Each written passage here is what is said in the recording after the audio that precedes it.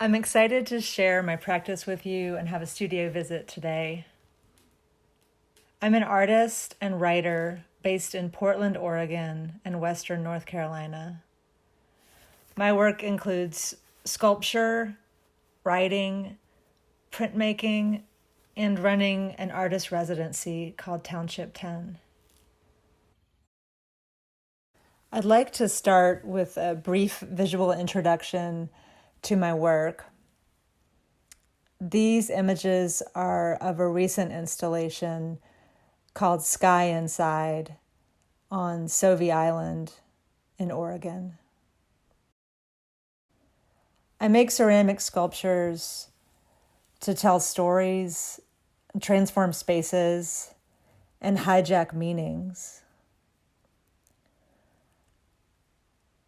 For me, they aren't static, but active and ritual objects that are connected to their materiality, my humanity,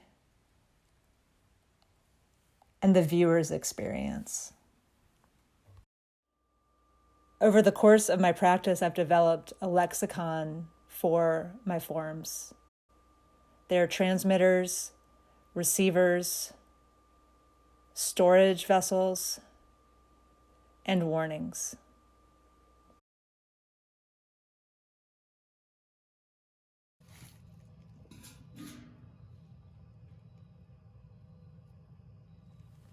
I've been working on some drawings while I've been here. There's a great stash of charcoal that's coming out of our wood furnace, and I'll go over there and grab some. And for me, the drawing is really a warm-up and just a time where I'm being repetitive and meditative, and I'm thinking about forms. I'll do the outlines of forms. And I layer them afterwards with just these various buckets we have of clay slip and of ash mixed with water.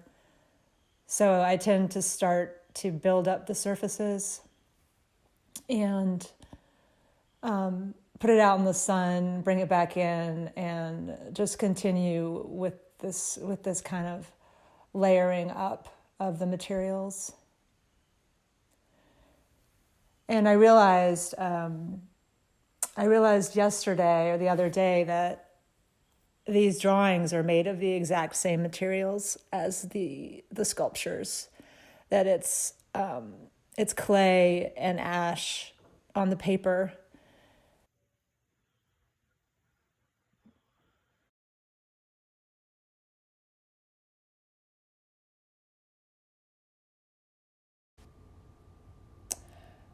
I began work on some sculptures here, and it's been exciting to work with these new clay bodies that are available in North Carolina.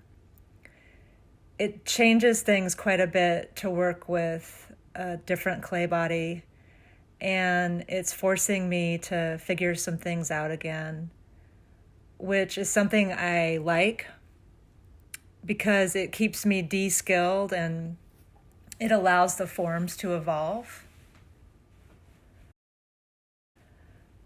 I'm not really interested in mastery or performative work.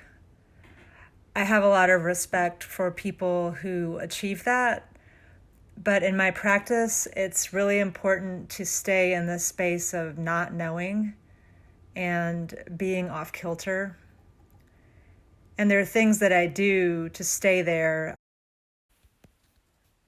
These are going to be the forms with the really delicately pinched and kind of expansive field that go around it, which in my kind of language of forms are about information that feels really urgent and feels like warnings, but has not been decoded. And they're very uncomfortable forms for me to make because I think it has to do with anxiety and a sense of something that's coming that I can't make sense of.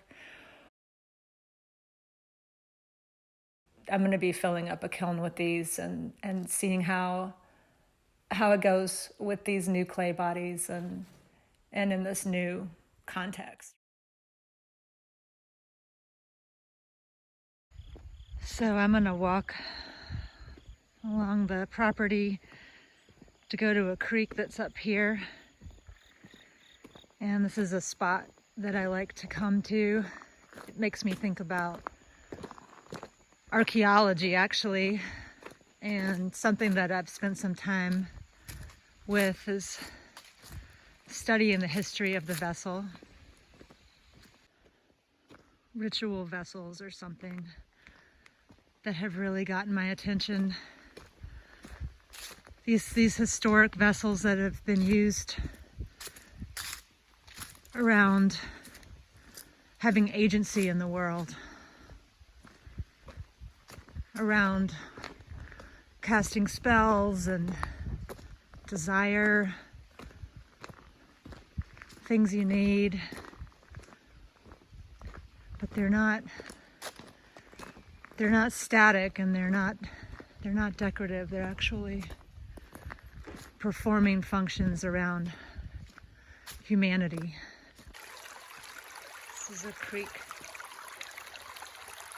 that runs alongside the property, and you can see there's shards. Many. And they go all the way down. You can take a long walk and find shards and other things. Salamanders sometimes under them.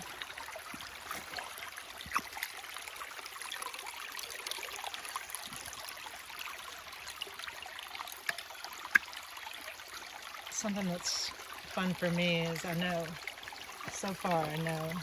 whose work is out here. Most of it, and some of them are residents. Most of them are residents, except for the pottery. And here's the pottery that was here, East Fork.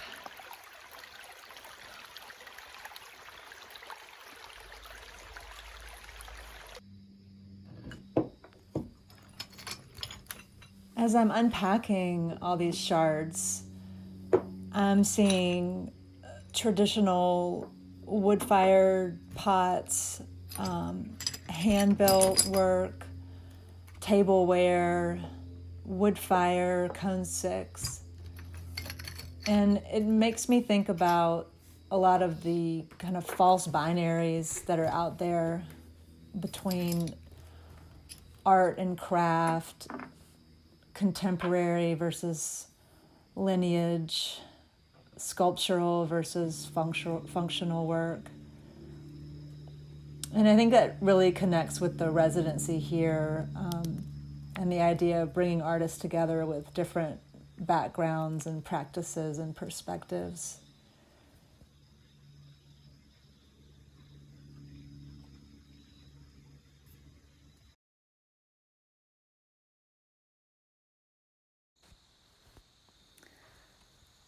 I've really enjoyed developing Township 10, this artist residency, and view it as an extension of my own art practice.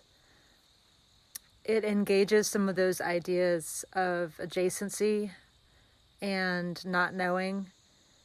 And I feel like I'm adjacent to something that is way more important than my own thoughts or work. The way that I've approached it is for artists to be able to gather in different configurations with different studios and 2 living spaces and spots on the property for that kind of breaking apart and coming together. And to me, it really isn't an institutional or even an intellectual framework out here.